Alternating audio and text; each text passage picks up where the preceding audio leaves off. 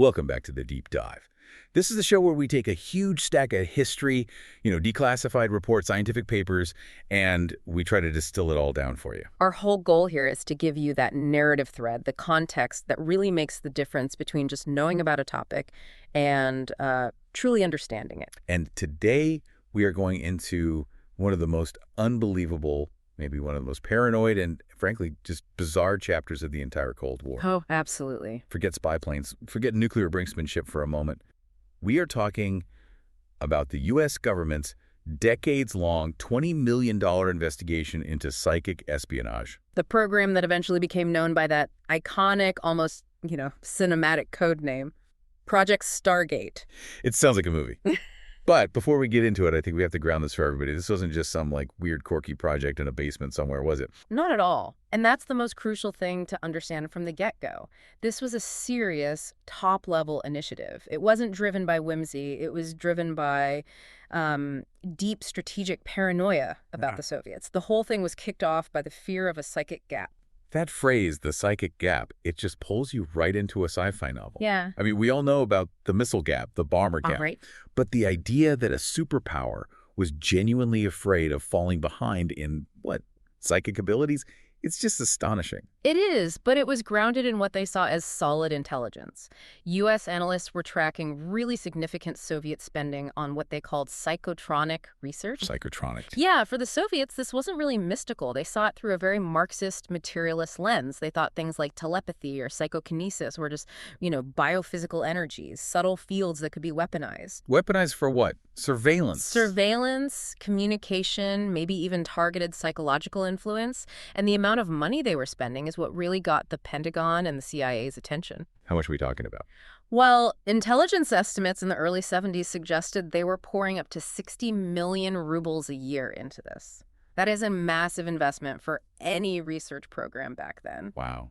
So the thinking was, look, even if 99% of it is total nonsense, that remaining 1%, if they found a new, undetectable way to spy on us, that was a risk they just couldn't take. They had to investigate it, if only to, assess the threat. Exactly, to prove they weren't vulnerable to this kind of invisible espionage. Okay, so that's our mission for this deep dive. We're going to build the complete history of this thing. It went by a ton of different code names over the years. It was a master of disguise. It started as Scan It. Then you had Gondola Wish, Grill Flame, Center Lane, Sunstreak. Before finally becoming Stargate. Right. We're going to reconstruct the unique methodology they developed, this coordinate remote viewing, or CRV.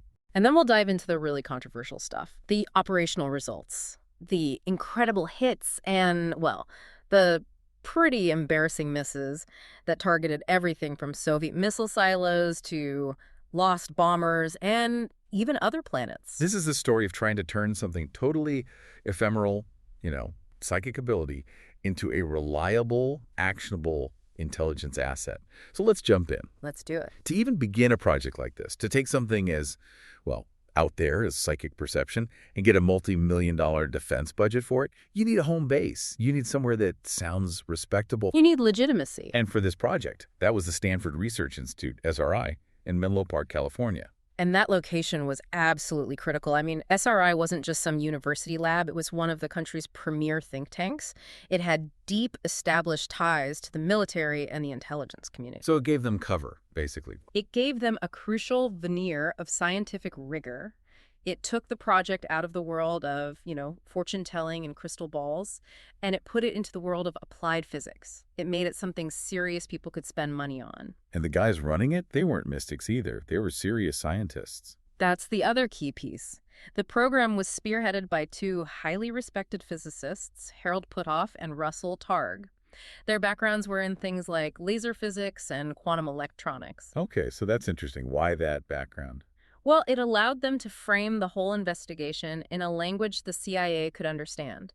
They weren't talking about auras or spirits. They were talking about subtle energies and this really cutting-edge idea of quantum non-locality. Quantum non-locality. That sounds a lot more like a complex physics problem than a seance. Exactly. It's the idea that two particles can be linked, and what happens to one instantly affects the other, no matter how far apart they are. So they were suggesting maybe the viewer's mind and the target are linked in a similar way outside of normal space and time. And that framing is what got them the money. That was the strategic move. It allowed the CIA to award the first bit of funding in 1972 for the pilot study, which was called SCANIT. And what were the goals of SCANIT? Very focused. Two things. First, just verify if this phenomenon, anomalous cognition, was even real and repeatable. And second, assess the threat. What were the Soviets doing, and could they use it against the U.S.? Now, a lot of earlier psychic research, like from J.B. Rhine, it was all about card guessing. Yeah. Right. Thousands of trials to find a tiny statistical blip. Right, trying to prove that everyone had a little bit of psychic ability. So how was the SRI approach different? It was a huge methodological shift, and it was driven by the mission. They weren't interested in tiny sparks in the general population. They were looking for intelligence assets. So they weren't looking for average people. No, they completely moved away from the statistical card guessing. Right. They focused exclusively on gifted individuals, the naturals, people who claimed to have high-functioning, consistent abilities. They wanted repeatability in a few stars, not tiny effects in a huge crowd. And they must have found something. Yeah. Because in 1974, they did something that just rocked the scientific world. It got published in Nature. Yes, Nature magazine. Arguably the most prestigious, rigorously peer-reviewed scientific journal on the planet. The paper was called Information Transmission Under Conditions of Sensory Shielding. What was their big claim in that paper? It was a bombshell. Puthoff and Targ used their early results to argue that they had demonstrated a communication channel between a person and a target that was completely independent of any known physical mechanism. It wasn't sight, sound, radio waves. It was something else. Publishing that in Nature must have created an absolute firestorm. Oh, it did. The backlash from the broader scientific community was immediate and very well organized. You had big names, like the magician James Randi and the writer Martin Gardner, who were just relentless in their criticism. And their main argument wasn't fraud necessarily, but bad science. Exactly. Their central argument was that the experiments were fundamentally flawed and vulnerable to what they called sensory leakage. Sensory leakage. So what does that mean in practice? What kind of subtle cues are we talking about? Well, they pointed to a lot of things, especially in the drawing replication tests. Imagine the psychic, Uri Geller, is in a sealed room trying to draw what a researcher is drawing in another room. Okay. Critics said, well, maybe he saw a reflection in someone's glasses. Maybe there was a shadow under the door. Maybe he could hear the faint scratching of the pen on the paper and could tell if it was a straight line or a curve.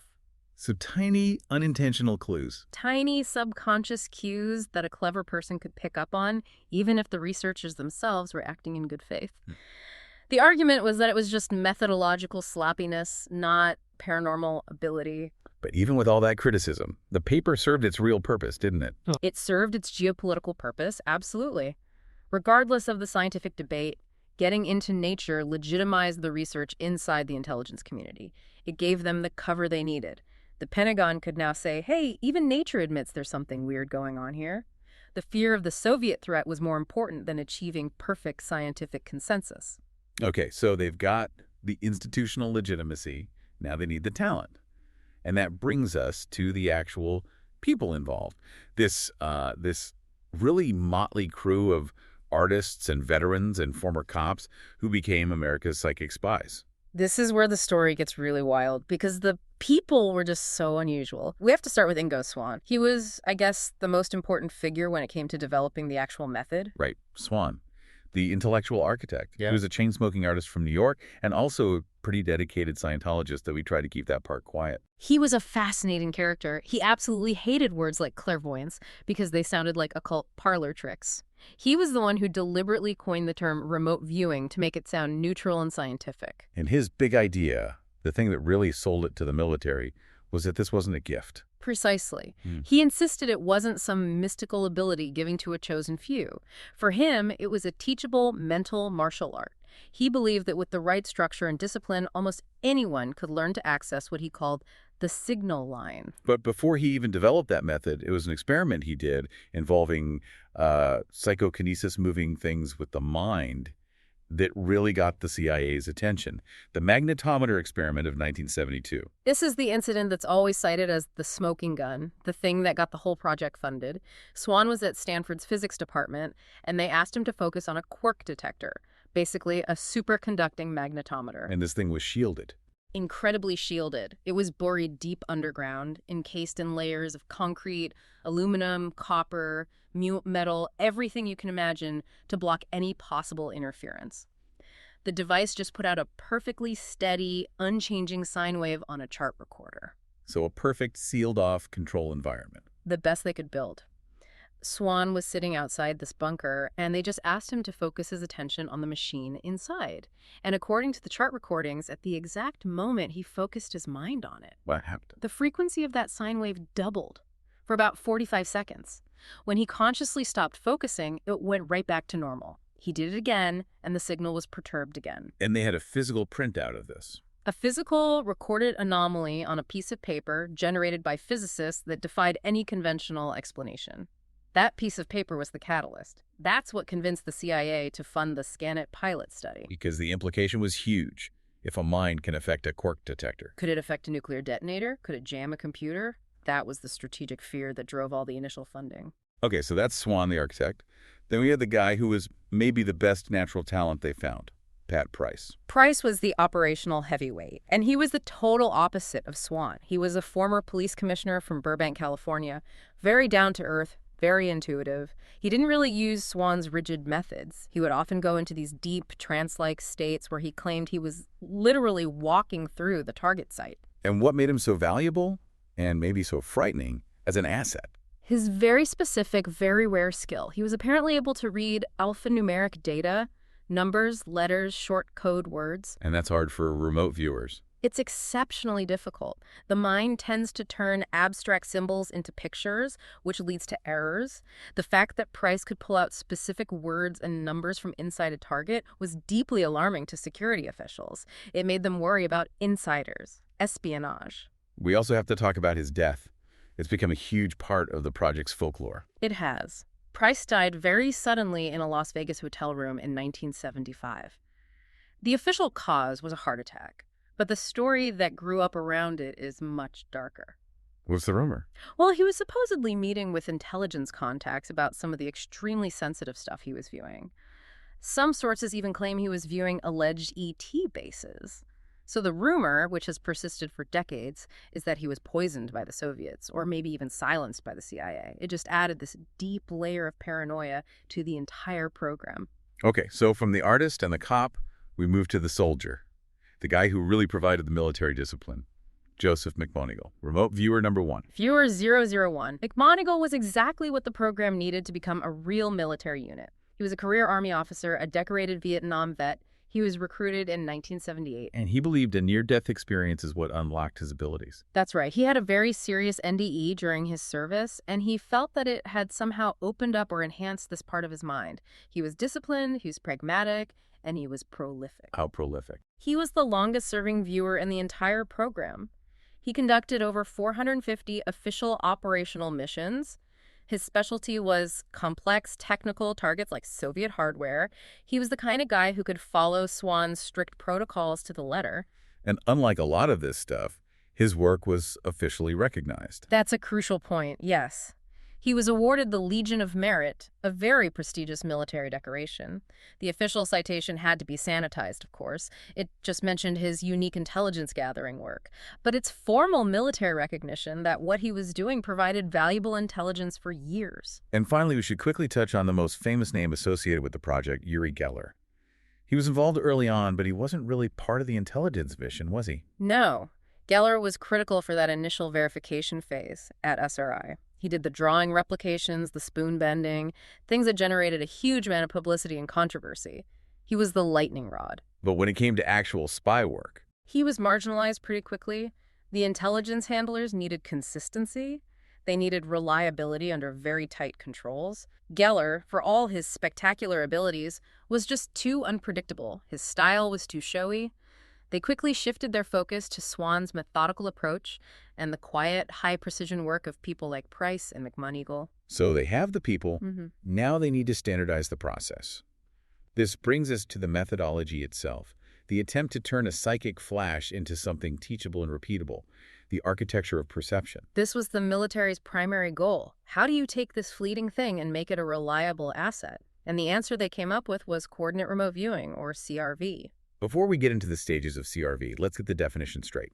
How did the program define remote viewing, and why was it different from, say, telepathy? The operational definition was the acquisition and description by mental means of information blocked from ordinary perception by distance, shielding, or time. And the distinction from telepathy is critical. Telepathy is mind-to-mind communication.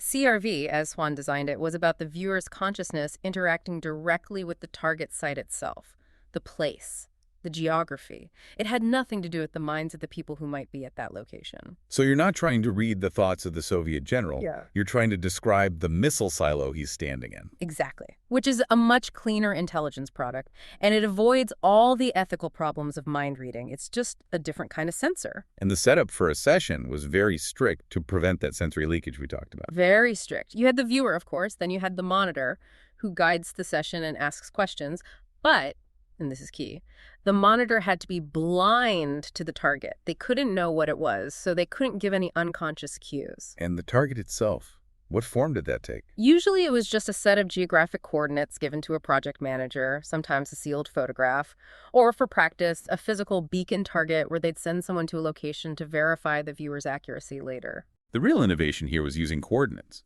latitude and longitude. How did Swan think that worked? How does giving someone a string of numbers let them lock on? Well, Swan's theory was that the numbers acted as a kind of abstract address. The viewer didn't even need to know where those coordinates were on a map. The act of writing them down was supposed to allow the unconscious mind to connect to what he called the signal line, the unique informational carrier wave associated with that exact spot on the planet. It was a way to bypass the conscious analytical brain. To remove personal bias from the targeting process. And that leads directly to the most important psychological concept they developed, which was their explanation for why viewers were so often wrong. The idea of analytical overlay, or AOL. AOL, this is the core concept for explaining all the misses, right? It's the mechanism that lets them explain error without throwing out the whole phenomenon. The theory is that the pure signal, the raw data coming from the target, is separate from what your conscious brain does with it. AOL is your brain acting like a frantic librarian, trying to instantly match that raw, weird data to a memory or a concept it already knows.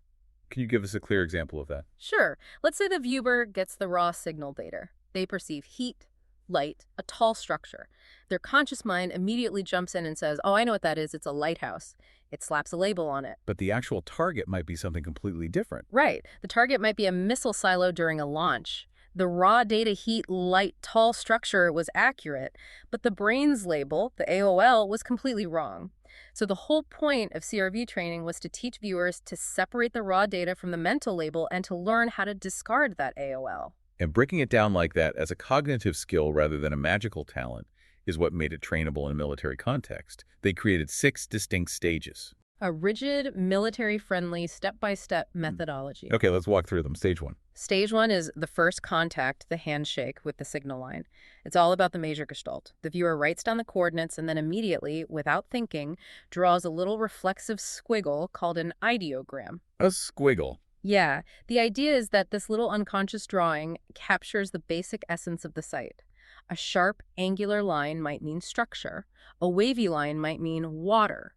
It forces an immediate instinctual connection before the analytical mind can kick in. Okay, so after the squiggle, stage 2, you start digging for sensory data. Right, stage 2 is sensory contact. But, and this is important, you are explicitly told to suppress visual imagery. You're looking for smells, tastes, temperatures, textures, sounds, the rawest data you can get. Why no visuals yet? Because the visual channel is where AOL is most likely to creep in first. If you see a shape, your brain immediately wants to name it. They wanted to collect all the other raw data first, the smell of diesel, the feeling of cold metal, the sound of humming machinery, before trying to build a picture. That makes sense. Then stage 3 brings in the geometry. Correct. Stage 3 is dimension. This is where spatial data starts to come through. Length, width, height, mass, angles. The viewer starts sketching the primary shapes and layout of the site, but still they're trying very hard not to label anything.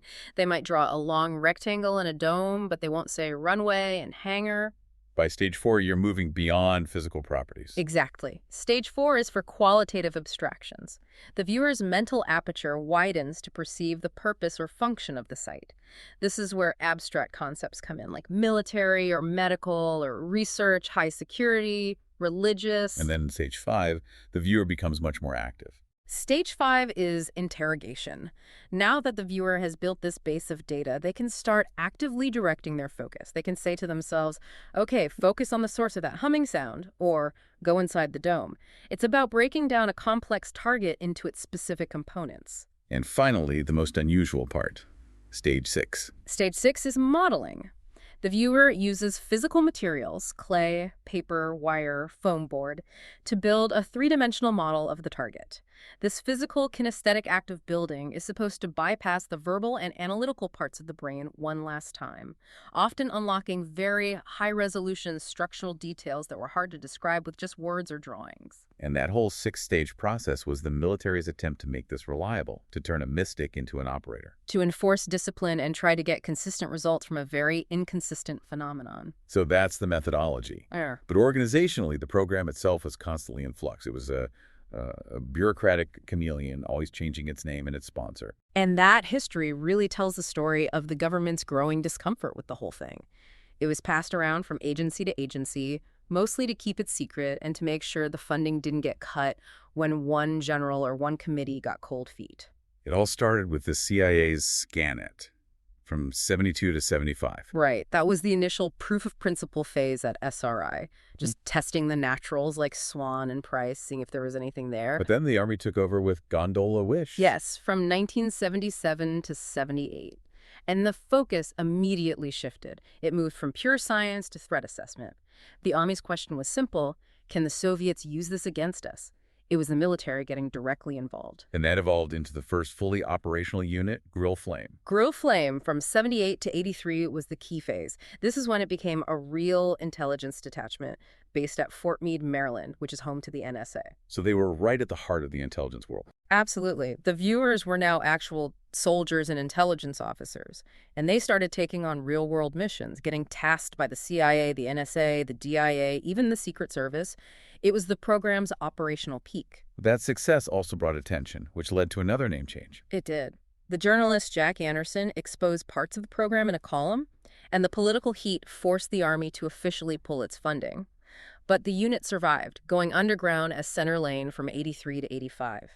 It was all about institutionalizing the training, using Swan's manuals to create a new generation of military viewers so the capability wouldn't die out. Then it moved to the Defense Intelligence Agency, the DIA, as Sunstreak. Right, from 86 to 90. This was probably its most professional, scientifically rigorous phase. They had oversight from the Science and Tech Directorate, and they expanded their targets beyond the Soviet Union, working on counter-narcotics and counterterrorism. And that leads us to the final name, the one everyone knows, Stargate. Stargate, from 1991 to 1995. This was the final consolidation. The Cold War was ending, and all the various psychic research projects were lumped together under this one name. By then, the total cost over 2 decades was about $20 million. And it ended here because Congress stepped in. Congress mandated a final, definitive external evaluation. They said, we're not funding this anymore until the CIA brings in outside experts to tell us if it's real and if it's useful. And that evaluation, the Air Report, is what ultimately sealed its fate. Okay, this is the part that really gets to the heart of the Stargate paradox. The operational case files.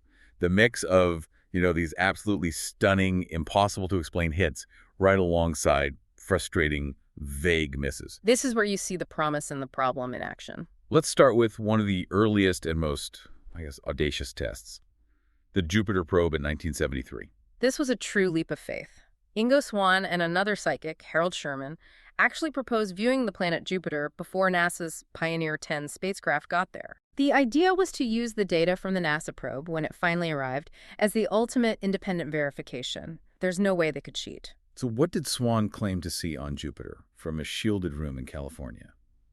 He described a lot of atmospheric details, but the real bombshell was his description of a planetary ring, a feature that was completely unknown to science at the time.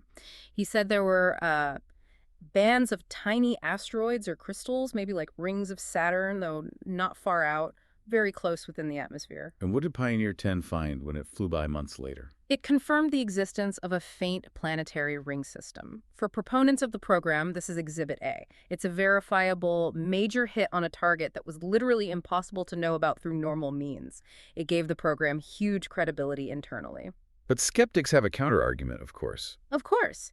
Skeptics point out that, first, the idea of rings around Jupiter had been theorized by some astronomers, so it wasn't a totally new idea. Second, and more importantly, Swan also described things like a solid surface and mountains on Jupiter, which is completely wrong. It's a gas giant. So they argue he was just mixing science fiction and speculation, and he got one part right by luck. Basically, that it was a huge case of analytical overlay, and we only remember the one spectacular hit, not all the misses in the same transcript. Okay, let's move from a planet to maybe the most famous operational success. The Typhoon submarine in 1979. This was Joe McMoneagle's masterpiece. The National Security Council tasked the unit to figure out what the Soviets were building inside a gigantic, covered shed at the Severodvinsk shipyard. Satellite photos were useless. They couldn't see inside. And what was McMoneagle given to work with? Almost nothing, probably just coordinates for the building. And in his session, he described a massive submarine under construction. But it was the details he provided that were so stunning. What kind of details? He sketched a vessel with a unique, flattened double hull like a catamaran submarine, and he noted the specific canted angle of the missile tubes. He also estimated its size as far larger than any known sub and predicted its launch date. Why was that double hull design so important? It was a game changer. It made the sub incredibly survivable, and it created a huge amount of internal space, allowing it to carry 20 massive ballistic missiles. McMoneagle's sketch was the first glimpse the West had of this new, terrifying generation of Soviet nuclear platforms. And the outcome? Analysts were skeptical at first. The design was so unconventional, but about 120 days later, right on his timeline, a satellite photographed the first Typhoon-class submarine rolling out of that shed. The size, the unique double hull. It matched his drawings with incredible precision. That's a very difficult one for skeptics to explain away. It is. The main counter-argument is that McMoneagle, as a career military officer, might have made a brilliant, educated guess based on the size of the building and Soviet naval trends. But even they admit the level of specific engineering detail is extraordinarily hard to explain by just guessing. Next, we have the Semipalatinsk incident with Pat Price, which is a perfect example of how AOL and displacement could make the data both right and wrong at the same time. This is a classic. Price was tasked with a Soviet research facility in Kazakhstan called Semipalatinsk. He came back with incredibly specific data. He described a huge underground complex with giant 60-foot steel spheres moving gantry cranes. He even recited alleged code words he saw on file folders. That must have caused a panic. It caused total confusion, because when analysts looked at the satellite photos of Semipalatinsk, the layout Price described wasn't there. But the layout perfectly matched a top-secret U.S. NSA listening post in Sugar Grove, West Virginia. So they thought he'd just viewed the wrong site. He viewed an American base by mistake. That was the initial thought, a classic case of displacement. But the story has a twist. Much later, other intelligence confirmed that hidden underground at the real Soviet site, they were building giant spherical containment vessels for particle beam weapon research. The 60-foot steel spheres. The 60-foot steel spheres? So it seems Price correctly viewed the content of the target, the secret technology inside, but his brain overlaid the familiar layout of the American base he might have known about. He got the what right, but the where wrong. A perfect textbook AOL. Yeah, and these weren't all just strategic targets. Some were tactical, like finding a lost Soviet bomber in Africa. Yes, this was a real needle-in-a-haystack mission. Yeah. A Soviet Tu-22 bomber with sensitive electronics crashed somewhere in the dense jungles of Zaire. U.S. spy planes couldn't find the wreckage under the jungle canopy, so they tasked the RV unit as a last resort. And did they find it? They provided very specific coordinates and terrain descriptions, a particular river bend, certain types of vegetation. A CIA team went in on the ground to those exact coordinates, and they found the wreckage. Wow. And the sources claim the viewers even added the detail that the pilot had survived the crash but died several days later, which the recovery team allegedly confirmed on site. It seems like that was their sweet spot, finding lost things. Exactly. Finding things that were physically masked from conventional sensors, that's a capability that really justified their existence to some military commanders. Let's do one more. The case to the fugitive agent, Charles Jordan. This was in 1989. U.S. Customs needed to find a rogue agent. The viewer, Angela de la Fiora, said, "He's in Lowell, Wyoming." The problem was, there is no Lowell, Wyoming. So another miss. It looked like it, but then someone realized that while her mind had heard the name Lowell, she was pointing on the map to the town of Lovell, Wyoming. Her brain had just phonetically garbled the data. And did they find him? Customs agents went to Lovell, and they found Jordan hiding out there. It just highlights another persistent problem. The data is always filtered through the viewer's own mental library, which can distort names, words, and labels. Okay, so we've seen the stunning hits, but the program also spent a lot of time on missions that were much more ambiguous or that pushed right to the fringes of reality. That's right. The sensational hits are what people remember, but the day-to-day reality was often much murkier. A great example is the kidnapping of U.S. General James Dozier in Italy in 1981. A major crisis. The Red Brigades had him. And the Grill Flame Unit was tasked heavily. They produced dozens and dozens of transcripts. They described things like a blue building, cobblestone streets, and they correctly identified the city of Padua as the location. And Dozier was rescued from an apartment in Padua, so that sounds like a win. Well, yes and no. It was technically a hit, but when they did the after-action analysis, it was clear the RV data was full of false leads. They had pointed to dozens of other locations that were completely wrong. So the data wasn't clean enough to act on. Exactly. The Italian police found him using conventional intelligence phone taps, informants. The final verdict was that the RV data was supportive, but it was not actionable on its own. You can't launch a high-stakes military raid on data that's right only a fraction of the time. And from the merely ambiguous, we get to the truly strange. Let's talk about the Mars session. This is where things go completely off the rails for a lot of people. In 1984, Joe McMoneagle was given a sealed envelope with coordinates on the planet Mars in the Cydonia region and a time frame. 1 million years BC. That's not an intelligence target. That's something else entirely. It's an exploration of consciousness, I guess. And the transcript he produced is just mythic. It's like something out of a fantasy novel. What did he describe? A dying ancient civilization. He talked about seeing megalithic walls, smooth, cut stone.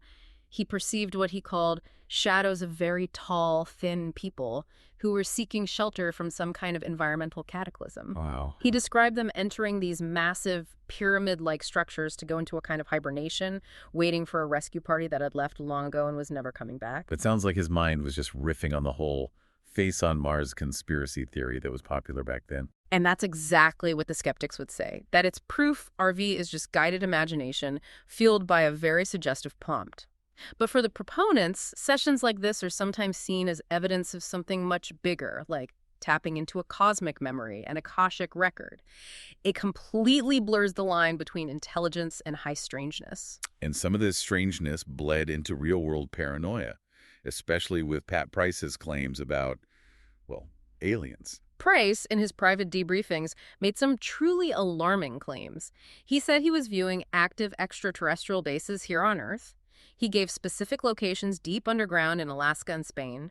He described non-human personnel and advanced technology that was interfering with U.S. and Soviet satellites. How did the program handle that kind of data? For the most part, they just filed it away. They noted it, but it was generally considered noise or delusion or AOL fueled by the UFO subculture of the 70s.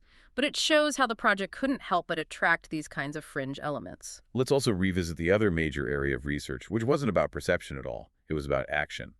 Psychokinesis, or PK. The mind over matter stuff. And the intelligence community was deeply concerned about this as a potential weapon. Why? Think about it. If a Soviet psychic could mentally flip a single bit in a computer chip inside a missile guidance system, or subtly influence a nuclear detonator, it's the perfect, undetectable first strike weapon.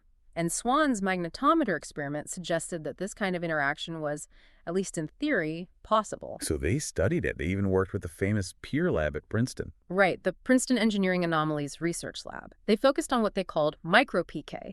They had people try to use their minds to influence random number generators, or RNG's machines that produce perfectly random sequences of ones and zeros. And did they find anything? Over millions and millions of trials, yes. They found a statistically undeniable effect, a tiny but real deviation from pure chance.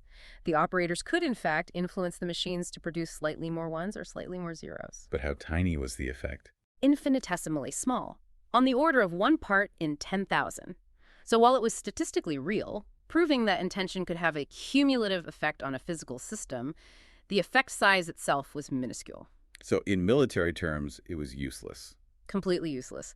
The final conclusion was that the effect was far too weak, too unreliable, and required way too much time and concentration to have any tactical use. Yeah. You can't rely on a 1 in 10,000 chance to stop an incoming missile.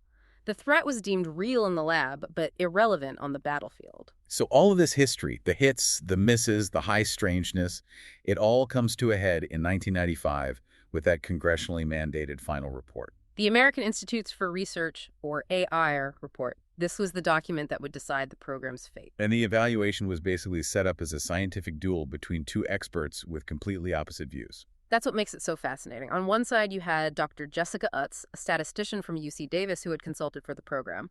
On the other, Dr. Ray Hyman, a psychologist and a famous, very sharp professional skeptic of parapsychology. Let's start with Dr. Utz. What did she conclude from the data? Looking purely at the numbers from the best-controlled experiments, her conclusion was stunningly direct. She said, and I'm quoting here, that using the standards applied to any other area of science, the case for psychic functioning has been scientifically proven. Proven. She cited the statistical significance, which was off the charts. A probability of it being chance was less than 1 in 10 million. The hit rate was consistently above chance, and the effect was replicable. For her, the numbers didn't lie. An anomalous phenomenon was happening. But Dr. Hyman, the skeptic, he saw the same numbers and came to a totally different conclusion. He did, and this is the philosophical core of the entire debate. Hyman agreed that the statistics showed a deviation from chance. He couldn't argue with the math, but he famously said, statistical significance is not the same as scientific proof. What was his objection then? His argument was that you can't jump to a paranormal explanation until every single possible normal explanation has been ruled out, no matter how unlikely. His biggest concern was potential undetected flaws in the methodology, especially in how the results were judged. So, human error or bias? Yes. He worried that a judge trying to match a vague transcript to a target photo might be subconsciously biased. He argued that until those kinds of subtle flaws were completely eliminated, all the statistics proved was that there was an unexplained anomaly, not that psychic powers were real. So the scientific debate was a stalemate. But the operational verdict from the CIA was not. Not at all. The CIA's conclusion was brutal and pragmatic. They didn't care about the philosophy, they cared about utility, and they concluded that the RV data was overwhelmingly vague and ambiguous. And it was never the primary source for an operation. Never. It was only ever used as supportive data. And that data always needed massive, expensive confirmation from traditional intelligence satellites, spies on the ground, signal intercepts before anyone would act on it. So at the end of the day, if your psychic spy is wrong 70 or 80% of the time, the cost-benefit analysis just doesn't work. Exactly. Why fund a source that's that unreliable, even if it produces the occasional miracle?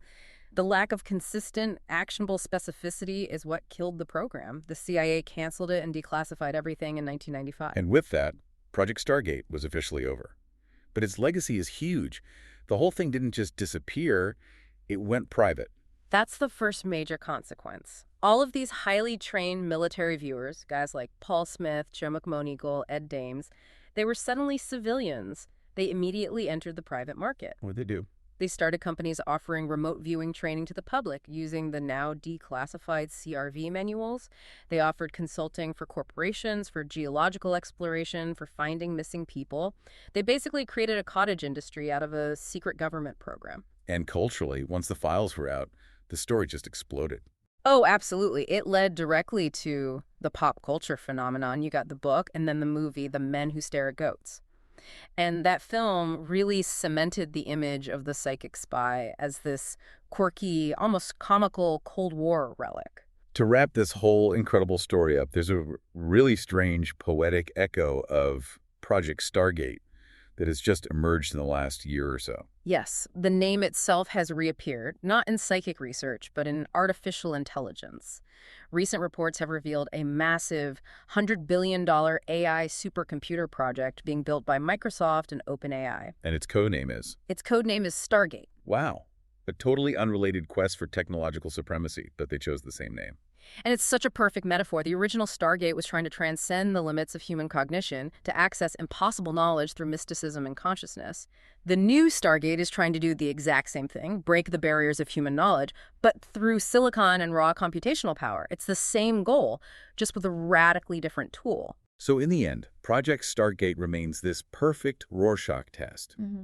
What do you see when you look at it? Is it irrefutable proof that consciousness is non-local, proven by things like the Typhoon submarine and Jupiter's rings? Or is it just a $20 million monument to cognitive bias and wishful thinking, where a few lucky guesses were cherry-picked out of a mountain of failures by desperate intelligence agencies? I think the final epitaph from the CIA's report says it all. The fog of war was just too thick for the inner eye to pierce with the kind of reliability a superpower needs. The phenomenon might have been real in the lab, but in the real world, it was unusable. An absolutely fascinating, detailed journey into a truly unbelievable piece of history. If you've enjoyed this deep dive into psychic spies and government secrets, please make sure you follow and subscribe to the show. We have new deep dives every week exploring the kinds of complex topics that shape our world. We'll see you next time.